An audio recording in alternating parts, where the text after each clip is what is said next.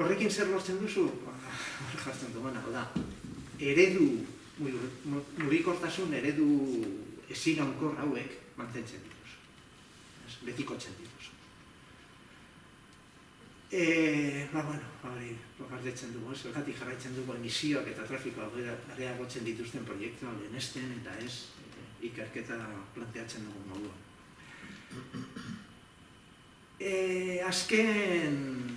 Ikusten dugun azken arazo. Eta bada,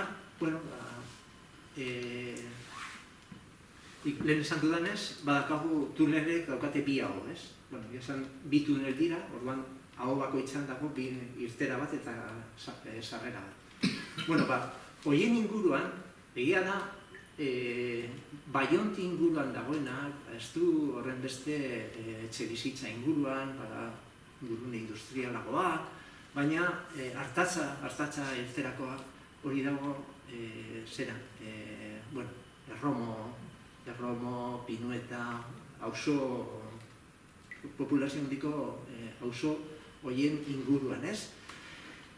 Eta zer ikusten dugu, lehenengo eraikuntzan zehar, hartatzako eremu naturala suntsituko dela. Badakigu zenbat gustatzen den berreskuratzea, beretan. Gero landatu dituzte zuaitzak.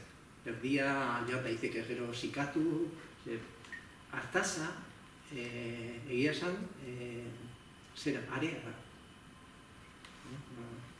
Lurraren geruza izan du 2 zentimetro. Eta horren gainean dagoen bizitza. Hori kentzea eta berreskuratzea, ez da errez izango.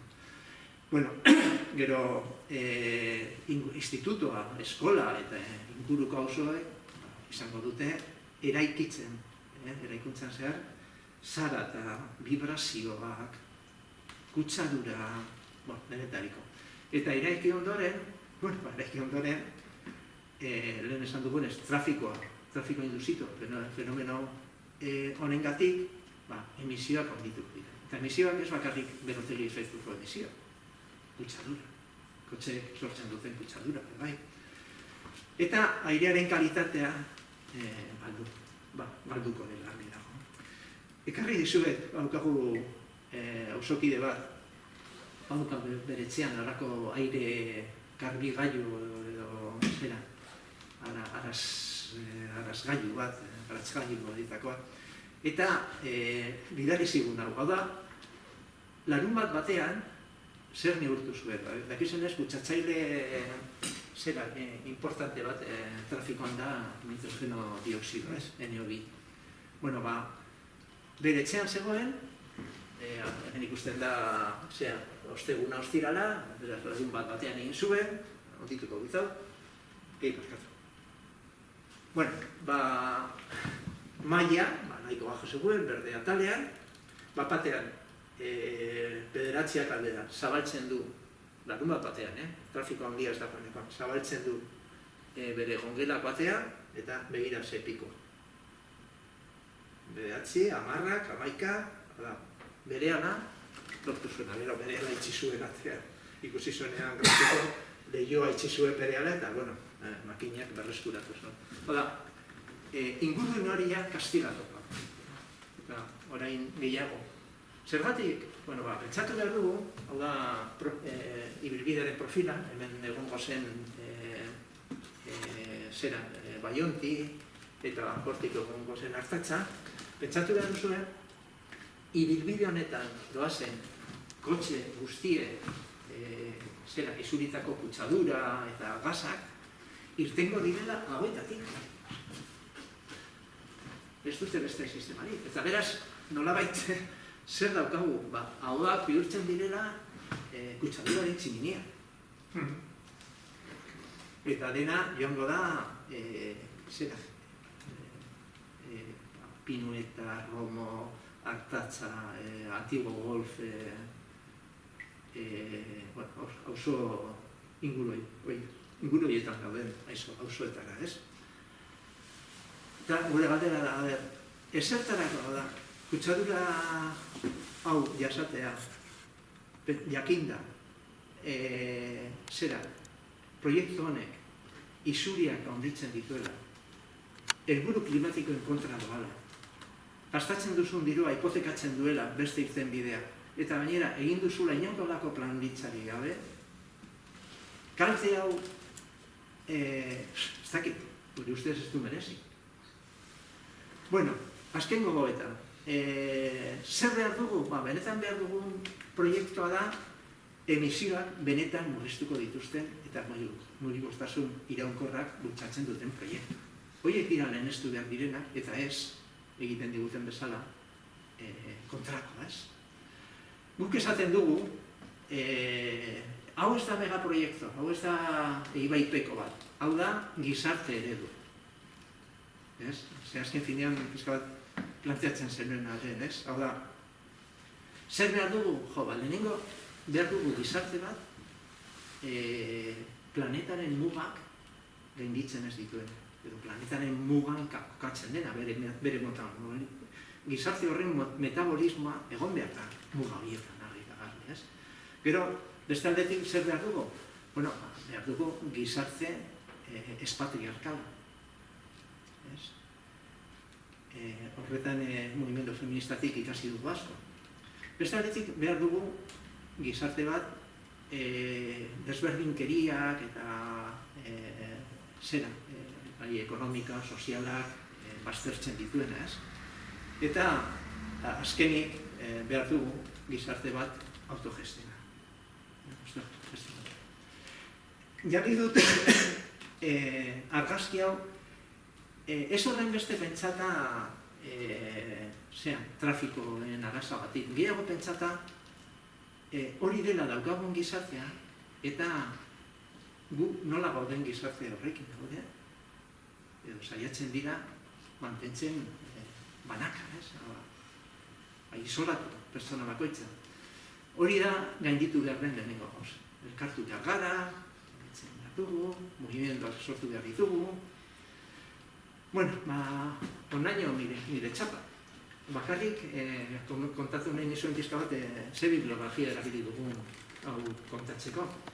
Eta sorpresarako erabili dugu liburu bakar bat. Agian ezagutzen duzuen, deitzen da Bizkaiko aldizkari ofiziala. Bueno, proiektu egiten denean, proiektua bere faseak ditu, ez? Lehenengo egiten da aurre proiektu bat, aurre proiektu hori nolabait ikusten bada ondo, bigarren fasean egiten da behin-behineko proiektua, eta behin-behineko proiektu hori aztertu behar du ingurune natural eta nekazaritza sustatzeko saila, diputazioko saila. Eta erantzuna, saila honen erantzuna da ingurumen inpaktuaren adierazpena. Bai, markatuko didazu, baina familia lioengatik ez dut astirik izan, eta hau prestatuta neukan gaztelaniaz emateko, eta ez dut astirik izan pasatzeko bilatzeko non dauden euskerazko atal hauek eta gaztelaniaz agertzen, ekarri ditu. Guk esaten genuena, ez dugu guk asmatu. Hau da, indukzio efektu sortuko da, eta ingurumen impactoaren adierazpenak esaten da horita beti. Producerá un efecto de inducción y un incremento de la movilidad en vehículo privado. Boletinean dago hori. Gero, esaten du, contribuye a facilitar el uso del vehículo privado en la movilidad del Bilbao metropolitano. Con carácter general, está demostrado que el aumento de la oferta de infraestructura viaria genera un efecto llamada para el usuario del coche particular. Boletine, hori, esa. Gero, emisioak handituko direla, argi eta garbi esaten du. A pesar de producirse una minorización del número de kilómetros recorridos, estas emisiones se ven compensadas por el aumento continuado del tráfico en el ámbito del proyecto. Hau dena boletinean dago. Helburuei begira, bai, boletinak aipatu da, esaten ditu zeintzuk diren, betetzen ez diren helburuak, eta haietako bat da contener el tráfico de la movilidad. Esaten du gainera, este es un objetivo de la Unión Europea compartido con la Diputación Foral de Bizkaia. Proiektu honek ez du betetzen.